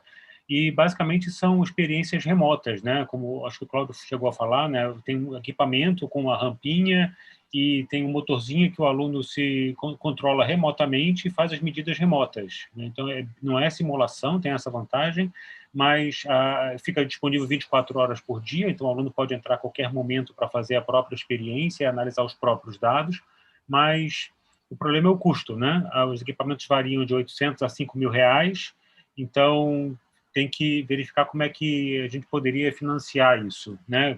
Com a Poli, certamente, porque a gente sozinho não tem condição de fazer isso, né? Mas, fazendo parte disso, tem um consórcio já com 2 universidades no Brasil, e o aluno pode se logar em qualquer uma das máquinas desse consórcio, né? Então, ele pode se logar não só na nossa, mas pode usar outra. Então, não é só uma máquina que vai estar disponível, né? Então, essa é uma coisa que a gente tem que ter em mente, assim, para o médio e longo prazo, né? A outra observação que eu ia fazer é o seguinte... Só dar um adendo, eu esqueci de mencionar, mas claro. ontem a Elise e o Ângelo, né, já mencionaram que o Ângelo tem um projeto já bastante... Sim, é verdade. Isso, né? E eles já estão atrás aí de alunos bolsistas para desenvolver uma coisa assim no Ladif, né? Isso é bacana, né? Tá certo? Pelo que ele falou na reunião, precisa de muito pouco dinheiro, né, para fazer o primeiro experimento, né? Correto. Qual era o outro ponto que eu tinha anotado aqui? Disciplinas híbridas, presenciais. Eu acho que algumas... sim, eu lembrei. Era que em algumas outras FISESPs, né, não tinha tinha uma questão do template do relatório, né? O relatório é a única forma de avaliação, não tem uma prova, né? Parece que todo mundo concorda que é a melhor maneira de avaliar, mas em algumas disciplinas os alunos já tinham produzido um template próprio de relatório, você via que tinha muita repetição de formato, de texto, de material, né? Até de dados, né? Eles repetiam, né? Então, a gente tem que achar uma maneira de evitar isso, de tentar individualizar a prova, né, para que a nota seja individual, né, e não de um grupo só. Né? Só para te dar um feedback, quer dizer, na parte do Arduino, pelo menos as minhas 2 turmas, né, eu vi 0 disso. Tá? Não houve nenhum caso, é bem óbvio o que eles estão montando, fazendo. Quais eram os cursos, Cláudio, das suas turmas? De FISESP 3. Não, sim, mas o curso deles era engenharia ou física? Tinha alunos de vários cursos, mas a maioria era da engenharia. Você sabe qual engenharia? Eu acho que eu só tenho... eu tinha de engenharia eletrônica, de naval, produção, química, e tem um aluno da física só. Tá, dos cursos que eu estou dando. Agora, já no curso de vídeo aula e simulação, é impossível saber. Aí já é impossível. Mas não vem num template, não, mas é impossível você saber se... Não dá para distinguir. Agora, essa evasão... Desculpe, pode terminar. A gente vai ter, no nosso caso, uma prova oral, com cada aluno, e vai ter uma prova escrita, sim, pelo AVA, que vai ser, a gente fez idêntico, tanto para o pessoal do Arduino quanto do curso normal. Eu gostaria de ver, é o único elemento em comum, assim, da gente fazer alguma comparação em termos de performance dos alunos. Então, a gente vai saber disso daqui a 2 semanas, tá? Só para terminar... Embora que o peso da prova é bem pequeno, o peso da prova escrita é bem pequeno. O mais importante, no caso do Arduino, foi a montagem dos experimentos e os roteiros, que são bem simples. Roteiros, tá certo? São bastante simples. Os relatórios. A última coisa, só para terminar, é que essa inscrição tardia que acontece em todas as disciplinas, né, isso é calendário do SEG, né, é o pedido de alteração de inscrição, acontece realmente muito tardiamente, e isso provoca não só uma evasão, porque esses alunos não são capazes de acompanhar a disciplina depois, né, porque ela já começou, todo aquele trabalho inicial já passou, o aluno não consegue recuperar aquilo com muita frequência, mas também o que acontece é que, agora no PLE, é que muitos alunos, eu relato de próprios alunos do Consune, de outros coordenadores de outros cursos de engenharia, falando que muitos alunos pegaram muita disciplina. Então, tem o outro lado, né, da história da secretária, que é o que muito aluno pegou coisa demais, achando que ia ser muito tranquilo, porque ia ser remoto, ia ser tudo maravilha, e, na verdade, foi muito o contrário, né? O que nossos alunos não perceberam, inclusive da engenharia, né, não só da física, mas é que a densidade de matéria é a mesma. Então, desculpe, é maior, né? Porque a matéria é a mesma e o período é menor. Então, vai ser nesse período e nos próximos. A gente tem que passar para os alunos que a carga que eles vão ter vai ser maior fora de aula, né? Entre aspas. Eles vão ter que se dedicar mais tempo fora da sala. Vai ser exatamente o contrário do que eles achavam que ia ser num período remoto. Tá desligado, Cláudio. Tá desligado. Ah, ok. Não, então, só para concordar com o Jorais, tá certo. Ok. Bom, tem outro comentário aqui no YouTube. O José Leonardo Demétrio de Souza mandou uma mensagem. Cláudio, estou encantado com tudo que vocês conseguiram. Parabéns a todos. O valor do mão na massa está estampado no rosto dos alunos. Felizes com os que conseguiram realizar. E, para te falar, também achei as fotos muito bacanas. Isso é verdade. Aquelas fotos dos alunos, eles mostram aquilo com um orgulho tão grande. É impressionante. Isso é marcante nos relatórios. Viu? Tá certo. E agora, a Belita. Belita, se você puder falar um pouquinho mais alto, porque a gente não ouviu muito bem a primeira vez. Tá escutando melhor? Tá. Não, só complementando uma coisa que o Sérgio disse, que eu acho espetacular. Proposta de fazer as aulas de laboratório semipresenciais, porque existe uma proposta recorrente no Instituto, que o Rodrigo é mais constante porta-voz, de derrubar uma parede entre as salas, para juntar as salas de experimental. E com essa equipe, que o Cláudio liderou, digamos assim, conseguiu derrubar as 4 paredes. Então, estamos sem paredes nos laboratórios, que é o ideal dessa forma de ensinar a física experimental. Eu acho que tem que ser pensado um esquema semipresencial que se mostrou mais educativo para os alunos e mais divertido. E parabéns pelas alunas. As suas alunas são muito motivadas. Eu gostei delas. Tem uma cara boa. Só isso. Eu convidei os alunos, talvez estejam assistindo aí no YouTube, talvez, não sei. Vamos ver. Eu disse para alguns que, olha, a cara de vocês vai aparecer lá, então... Parece. É Mariane. Ela. Não sei.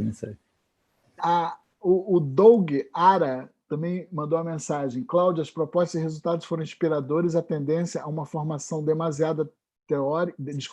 demasiadamente teórica precisa ser corrigida. Um abraço, Douglas. E o Ângelo Gomes falou, uma coisa não foi falada e passou despercebida em uma das fotos da apresentação do Cláudio, a família. Alguns vídeos mostram a participação de familiares. Isso é uma coisa muito legal que o pessoal mencionou ontem, né? E que realmente está envolvendo familiares nos experimentos. Então, isso tem um efeito multiplicador, tem um efeito levar essa cultura, né, para o ambiente caseiro da pessoa e os seus arredores, que vai ser muito bacana, tá certo? Realmente. A gente não sabe o alcance dessa coisa. Tá? Efeito rebanho. Eu não gosto desse termo atualmente, não, Belita.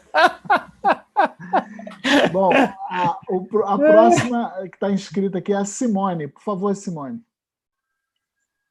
Obrigada, Cláudio, pelo colóquio. Eu, inicialmente, fui muito reticente. Vou dar meu depoimento, que eu falei um pouco ontem, né? Eu fui muito reticente, fui uma das pessoas que se opôs inicialmente aos laboratórios remotos, mas depois de ter lecionado FISESP 1 e FISESP 2, nesse período, eu mudei, em parte, a minha opinião, especialmente em relação ao curso de FISESP 2, onde aqui eu vou de novo, fiz ontem, vou fazer novamente, agradecer publicamente ao Rodrigo Capaz, que preparou vídeos excepcionais para o curso, que fez toda a diferença. Todos os meus alunos de FISESP 2 elogiaram os vídeos. E eu acho que a gente está no momento agora de repensar as disciplinas e avançar um pouco, né? Nem tudo foi tão perfeito assim, né? Alguns alunos ficaram pelo caminho e a gente tem que tentar entender quais motivos, né, contribuíram para essas desistências. Um dos motivos que eu identifico, que é, por exemplo, eu acho que o equivalente ao trabalho que o Rodrigo fez na FISESP 2, talvez também tivesse que ser desenvolvido nas outras experimentais, porque eu acho que ajuda muito o aluno ter um material complementar, né, que ele possa acessar a qualquer momento. Então, isso é uma coisa que talvez a gente tivesse que implementar nas outras experimentais. Acho que é importante isso. Assim, o contato com o aluno constantemente também é importante. As aulas síncronas fizeram toda a diferença. Então, acho que a gente tem que manter esse contato também, que eu acho que valeu a pena. Eu acho que ficou uma lição para o Instituto, né? Foi uma experiência não só para os alunos, mas para os professores também. Nenhum de nós estávamos preparados, a princípio, para oferecer esses cursos. Todos tivemos que nos adaptar, em todos os sentidos. Foi um desafio para todo mundo. Mas, apesar de tudo, eu que normalmente tenho o papel de discordar de tudo, já sempre é o que acontece, eu vou deixar o meu depoimento positivo. Assim, na minha avaliação, foi positivo oferecer FISESP remotamente. Como eu falei, temos coisas a ajustar, mas o resultado líquido eu considero positivo. Eu não me senti culpada de ter participado e dado aula no período remoto. Eu ficaria preocupada se eu tivesse contribuído a diminuir o entendimento dos alunos, deixado uns gaps que talvez não pudessem ser supridos nas outras experimentais, e eu não tenho esse sentimento. Tá? Eu tenho o sentimento de dever cumprido, né? Como eu falei, com alguns ajustezinhos que eu acho que precisam acontecer, mas eu tenho o sentimento de dever cumprido de ter participado, então eu acho que, como resultado líquido para o Instituto, foi bem positivo. Eu que fiz questão de deixar esse depoimento aqui, já que eu me manifestei tantas vezes publicamente contra os cursos experimentais, eu faço questão de deixar aqui registrado que, de fato, foi positivo em diversos aspectos. Simone, muito obrigado pelo seu depoimento. A gente já ouviu isso, seu depoimento no Encontro dos Experimentais, e ele toca muita gente, ele é extremamente importante, né? Mostra que você é uma pessoa extremamente honesta, tá certo? E você avaliou, né, observou e participou e se engajou e fez diferença. E esse comentário é muito importante para as outras pessoas, para a gente também. Muito obrigado. E você tem toda a razão, tem ajustes a fazer, não há dúvida. Tá? Ô, Cláudio, talvez a gente pudesse ouvir mais alguns participantes da equipe, se quisessem falar alguma coisa, porque não tem mais ninguém inscrito. Ou você, se você quiser comentar alguma coisa. Não, isso tem uma seria... pergunta de um aluno no chat. Ah, tá, eu não vi. Eu não estou... Deixa eu ver aqui. Do chat... É porque eu não... Alguém pode ler aqui, peraí, que eu estou perdido, tem muita janela aqui. Ah, sim, já estou com ela aqui. Então, tem uma pergunta aqui, Cláudio. Cláudio, o senhor comentou que nunca havia mexido com Arduino antes, o que é suposto para os alunos também não. Como foi o acompanhamento, já que era algo totalmente inédito para os alunos? E aí continuou. Digo, como foi adequado o curso a essa parte específica do Arduino? Monitoria, ensinamento de software, etc. É do Patrick, dos Santos. Muito boa pergunta, Patrick. Deixa eu ver aqui como é que eu vou responder. havia, assim, né, uma dúvida de muitas pessoas, esse negócio de Arduino vai ser complexo, complicado. Aí eu comprei meu kit. Eu devia ter trazido a caixinha dele aqui. Aí mostra assim, né, a partir de 12 anos de idade. Né, é o que está escrito na caixa do kit, né? Certo? Então eu mostrei isso para os colegas, né? Eu mostrei, olha, gente, diz aqui que é a partir dos 12 anos de idade. Será que a gente pode, né, usar isso para os estudantes da universidade? Né? Então, gente, é o futuro. Não vai ter aluno, é como o Nelson Pinhal sempre diz isso nas nossas reuniões de FISESP 3, não vai ter engenheiro que seja levado a sério, tá certo? Se o cara não tiver, o cara ou a pessoa, não tiver montado, tá certo? Projetos, tá certo? De robótica, de automação, disso, daquilo, esses engenheiros vão ter muito pouco valor no futuro próximo, tá certo? Os Arduinos são usados na escola secundária em várias escolas já, tá certo? E deveriam ser. O legal do Arduino, gente, é um microcontrolador, é um processador, tem memória, um computadorzinho, você faz a programação no seu computador, no seu laptop, carrega para ele e ele começa a executar. É só isso que é o Arduino. Agora, o que é bacana do Arduino, que virou essa febre, não é só Arduino, tem outros, tem Raspberry Pi, tem outros, é que eles fizeram isso num projeto aberto. Ou seja, o hardware é aberto, então qualquer pessoa de qualquer empresa pode replicar o hardware e tem uma comunidade enorme de troca de software. Então, eu entrei nisso, fui procurar, buscar e pedir ajuda, primeiro para saber que Arduino eu comprava. Aí o pessoal me recomendou essa empresa em São Paulo que faz Arduino nacional de alta qualidade. Então, foi ótimo, né?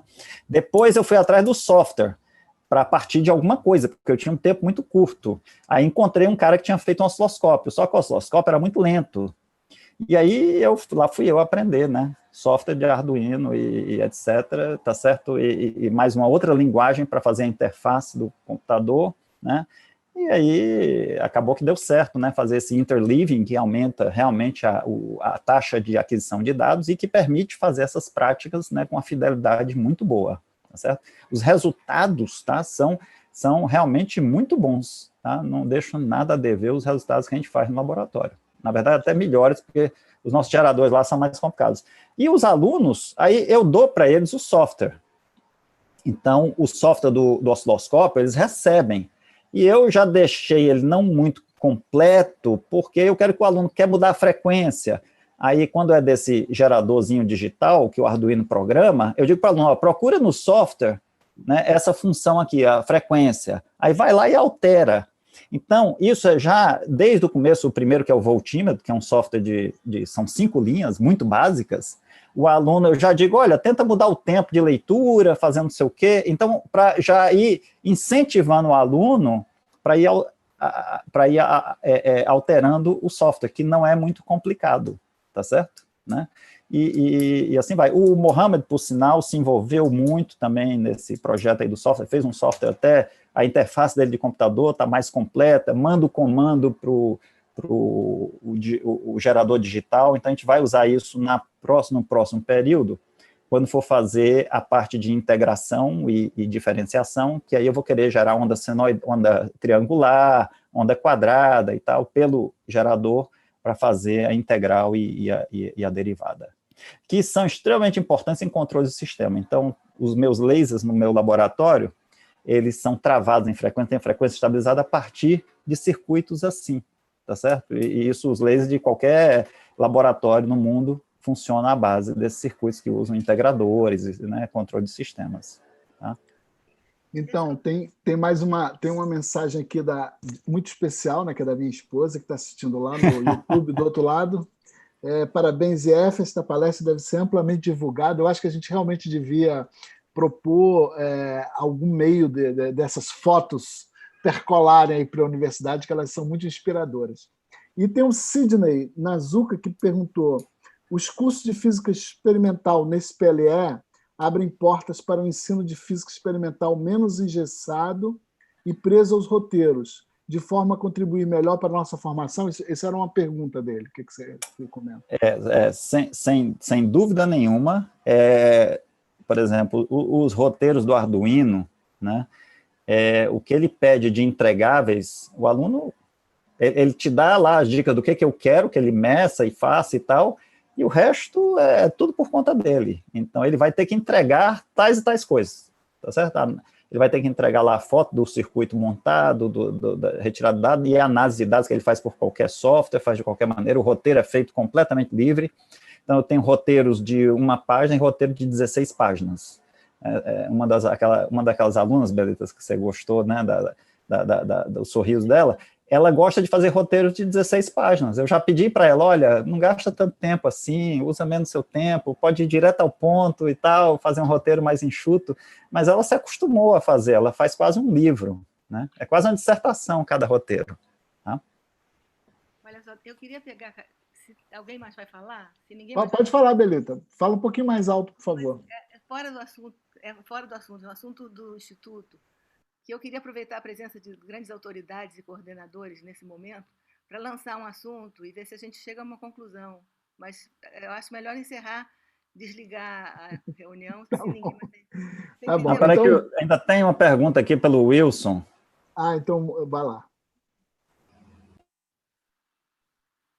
O som, Wilson, o som está desligado. Seu som está desligado. Agora, estão ouvindo agora? Sim, tá. Sim. Bom, boa tarde a todos. Parabéns pelo excelente trabalho de vocês. Né? Eu, sistematicamente, tenho trabalhado com a Experimental 1 e Experimental 3, embora eu já tenha trabalhado com todas. Né? Infelizmente, eu não pude participar desde o início porque eu estava numa reunião do colegiado da Física, aqui em Curitiba.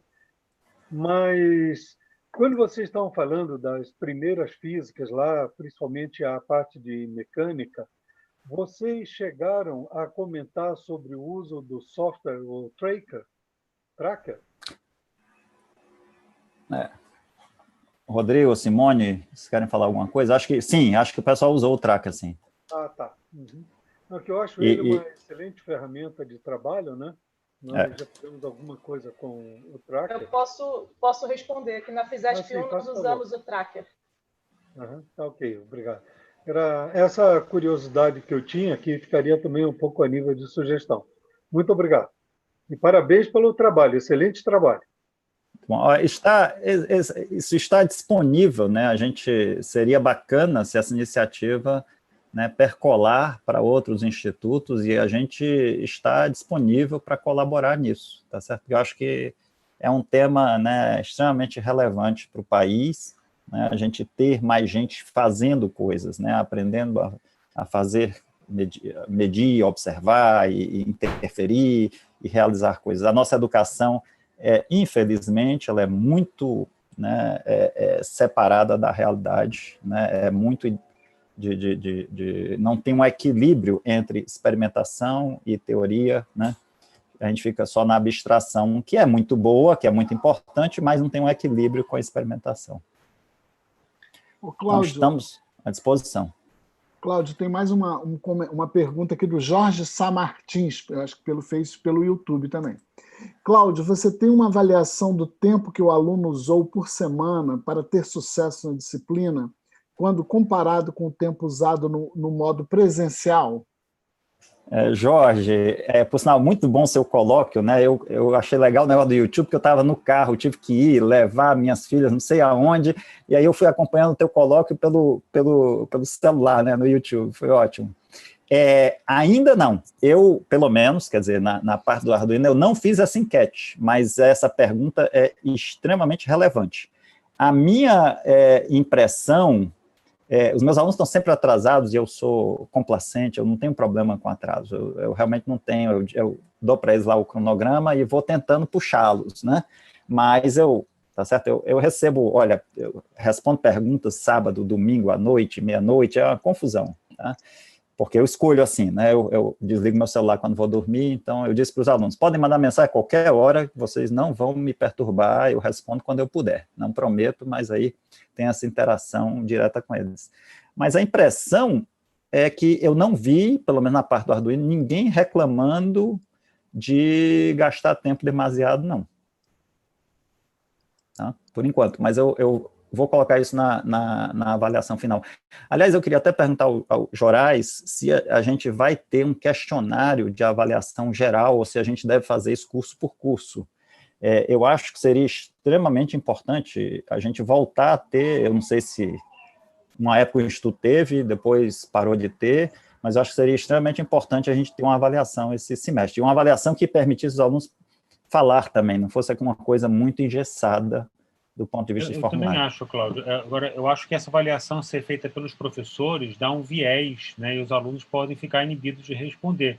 Pelo que eu sei, o CAFIS estava planejando fazer isso e eu estava incentivando ele que eles fizessem isso, sim, que a gente precisa dessa avaliação. Eu não sei se é necessário que o Instituto faça isso de maneira global também. Mas assim, mas se o CAFIS fizer, talvez não inclua os alunos da engenharia e tudo mais, e especificamente no caso das FISESPs, né, essa é a maior eu acho que a ideia era incluir, sim. Eu falei com eles, inclusive, que o nosso espaço amostral era muito pequeno, né? Se não incluísse alunos da engenharia, ia ficar por disciplina um número muito pequeno, reduzido. Já houve época que as turmas tinham um representante de turma que fazia, um próprio aluno da turma, representante. E isso funcionou. Ô, Cláudio, só em FISESP 2, a gente tem um formulário que é anônimo para cada experimento, onde ele comenta o experimento, a interação com o professor na plataforma, se ele achou, o que ele achou, né? Tem gente que fala que está muito comprido, outros que adoraram. Então, é a opinião pessoal deles, né? Mas, assim, de modo geral, as aulas que acompanham os experimentos foram super elogiadas e todo mundo diz que é fundamental para você fazer bem o experimento. Então, esse formulário está lá e a gente tem para cada experimento um específico que eles respondem.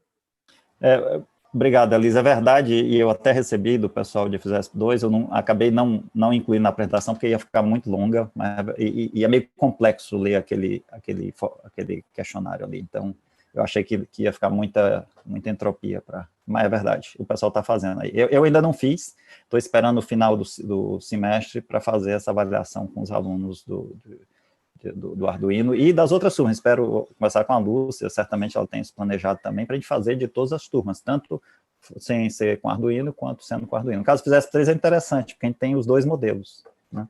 Quer dizer, mais ou menos. Eu queria só passar a palavra para a Érica, pela tá inscrita aqui, depois eu vou ler alguns comentários mais no YouTube e a gente encerra, tá? A parte do colóquio mesmo. Érica.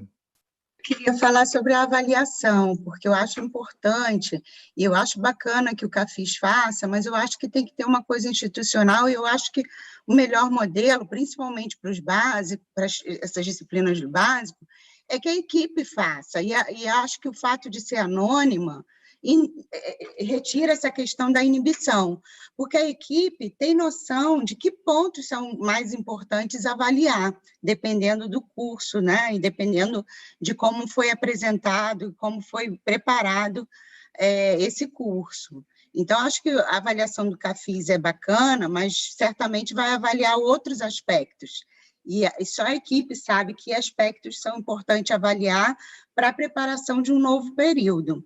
No profissional, eu fiz uma avaliação bem básica para todas as disciplinas do profissional, perguntando se os alunos achavam que estavam conseguindo dar conta, né, o quanto que eles conseguiam se dedicar para o período remoto e como que eles avaliavam o formato das disciplinas do profissional, se o formato estava adequado, se precisava de pequenas adaptações, ou se eles não recomendavam o mesmo formato para um novo período remoto.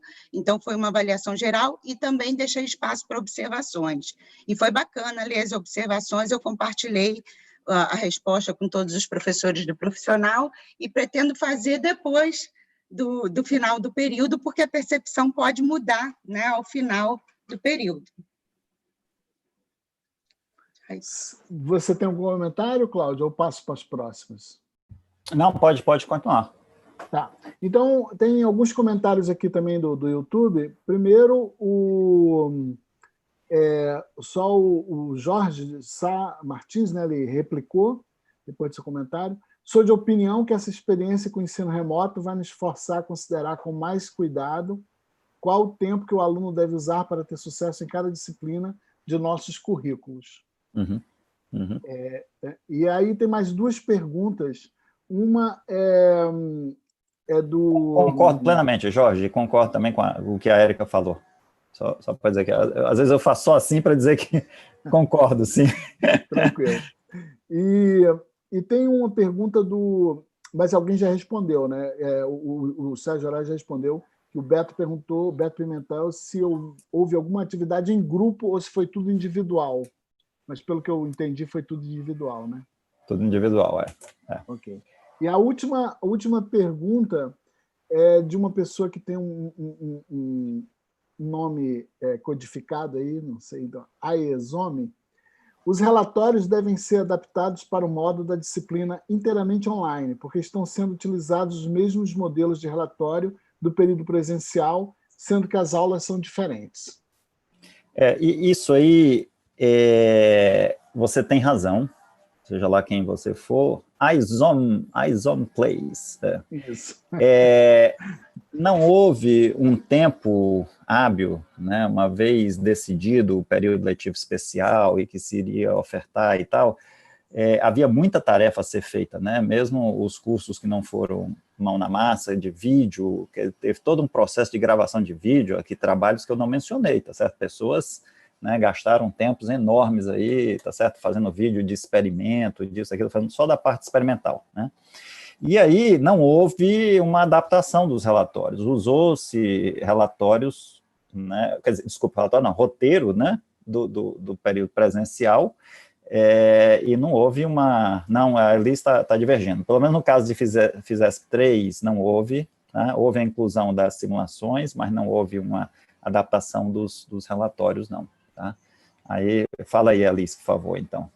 Mas a gente quer fazer isso, sem dúvida, que isso precisa ser feito, mas não houve tempo hábil. Tá?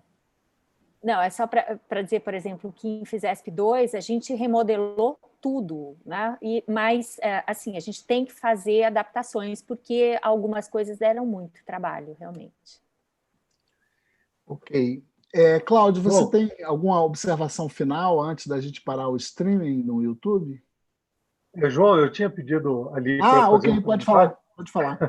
Desculpa.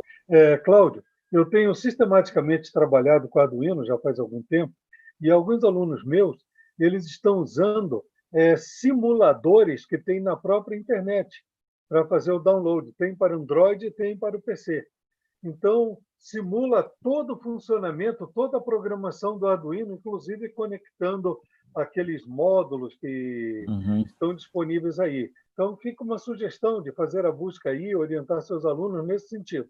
Tá? Quem não adquirir, pode usar o simulador, tal qual na eletrônica.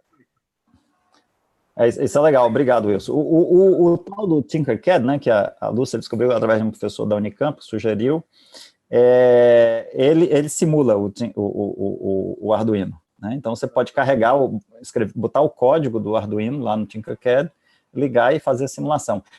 Obviamente, para o osciloscópio não vai funcionar, né? Mas para o voltímetro funciona perfeitamente bem, né? Você ter lá o seu voltímetro, amperímetro e tal, aí funciona muito bem. Verdade, muito bom. Okay. Obrigado. E o François comentou aqui que sobre as atividades de grupo, conseguimos reproduzir isso parcialmente através de bancadas virtuais, juntando 3 alunos, uma modalidade do Zoom e do Google Meet permite fazer isso. A gente pode criar pequenos grupos. Tá. E aí, eu acho que o Cláudio, se quiser falar mais alguma coisa para terminar, só para encerrar. Desculpa, eu ia tomar a atitude de ligar o microfone, ele estava ligado, eu desliguei. Não, só queria realmente agradecer, tá certo, o apoio do Instituto, tá certo, e os grupos que fizeram um trabalho aí intenso, né, foi bastante intenso, todo mundo sabe, mesmo os professores também teóricos também tiveram bastante trabalho, né, mas a gente mostrou uma capacidade de se adaptar a um problema que é muros além da gente, não previsível, né, e eu acho que essa é a maior lição que a gente passa, e eu queria realmente, vendo o que a gente conseguiu fazer aqui, dizer para as pessoas do Instituto, esse Instituto tem gente muito competente, tem gente muito capaz, tem uma massa crítica, vamos pensar grande, vamos dar um salto real de qualidade. A gente perde as oportunidades se a gente começa a pensar pequeno, a ficar nas firulas e nas minúcias e não pensa grande. Tá? No mais, muito obrigado aí pela presença, pelas perguntas e muito obrigado a todo mundo que me mandou material para preparar essa apresentação. Ok, pessoal, então, boa tarde a todos e até a próxima. Vamos